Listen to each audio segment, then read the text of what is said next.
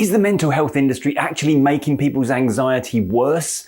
In this video, I'm going to explain why it might be and what you need to know to make sure it doesn't impact negatively on yours. It's great that in today's world, anxiety is more widely talked about as an issue and that there's plenty of help available.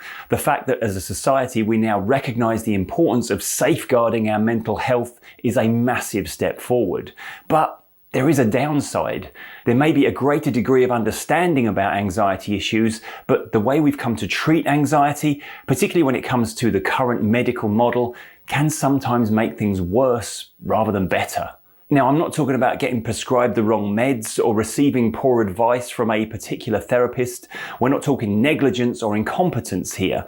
I'm referring to how the mental health industry as a whole views anxiety, how it gets spoken about, and how the message we receive impacts us psychologically. So in this video, I want to explore 4 ways the treatment of anxiety can actually increase it and what we can do instead to stop that happening. As we speak about many times on this channel, the standard view of anxiety is to treat it as an illness or disorder. Now, of course, when we give something a label, that comes with baggage. For many, getting a diagnosis of an anxiety disorder might feel like a relief. Finally, an explanation of what they've been experiencing. But it can also come with anxiety of its own. On top of all the other things you were anxious about, you're now also anxious about how anxious you feel. Instead of recognizing anxiety as a natural part of the human experience, we start to see it as a flaw, something wrong with us. And the more we buy into that idea, the more attention we pay to our anxiety and the more anxious we become. But of course, it doesn't have to be this way. Anxiety is not a disease, it's an emotion. And emotions aren't medical conditions. They're responses to what's going on in our life. Anxiety's emotional function is as a marker for importance. It's our mind highlighting something it believes needs our attention. Yet when we start labeling our emotional responses as disorders, we're effectively giving them more importance in our mind. And ironically, that can make us more anxious about anxiety itself. The problem isn't that we feel anxious, it's that we've been led to believe it means there's something about us that isn't quite functioning correctly.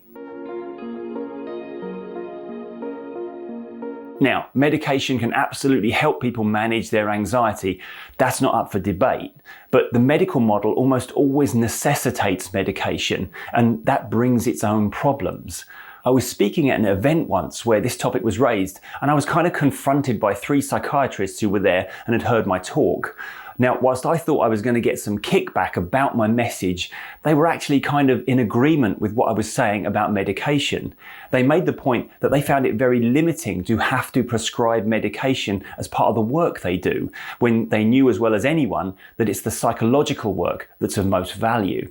They made a couple of really good points about the emotional impact of being prescribed medication. Firstly, the idea of taking medication for anxiety can in itself create more anxiety. People start to worry about becoming dependent on it, about how long they'll need to take it, and about whether they'll ever be able to function without it. Then there's the fear of potential side effects. The moment you read that long list of possible reactions to what you're about to take, your mind starts paying extra attention to every little thing you feel, wondering, is this normal or is this the meds not agreeing with me? For many people, the introduction of medication adds an extra layer of stress to something that was already causing stress in the first place. Perhaps the most damaging aspect of the mental health industry's approach to anxiety is how it can take away our sense of agency. If we believe we are afflicted with a disorder, we might also believe we have no control over it. We might then conclude we're powerless to get past this.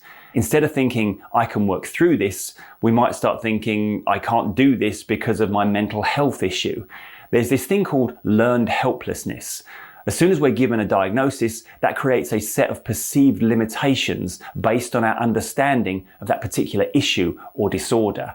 Our mind doesn't waste its time trying to achieve the impossible, and as such, it makes no attempt to operate outside of the boundaries it's already accepted based on that diagnosis.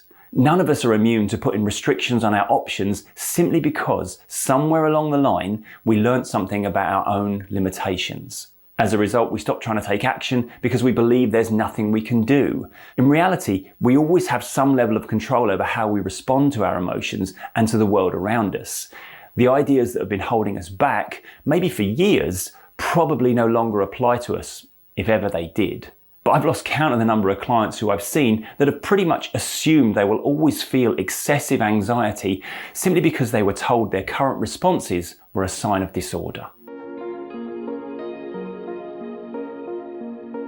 That neatly brings me on to the final point I want to make.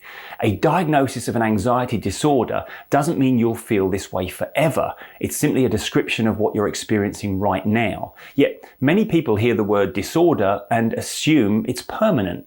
We think, this is just who I am now. Anxiety becomes the illness we have, and as a result, a part of who we are. It becomes some aspect of our identity. This in turn simply has us feeling more and more anxious about our day-to-day responses and our potential to trigger our now diagnosed anxiety issue. But anxiety, like all of our emotions, isn't a static response.